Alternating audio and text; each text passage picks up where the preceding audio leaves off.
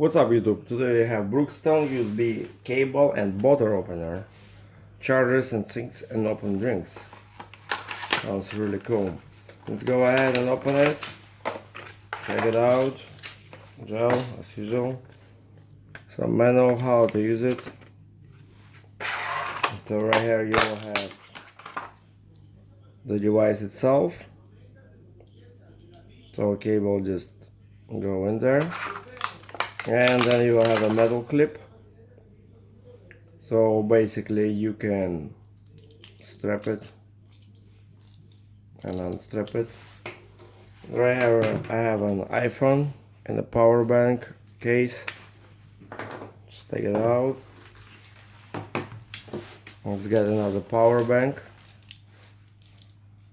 and check out this cable.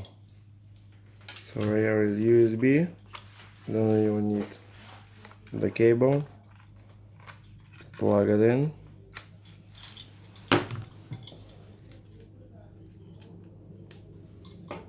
And it gets charged.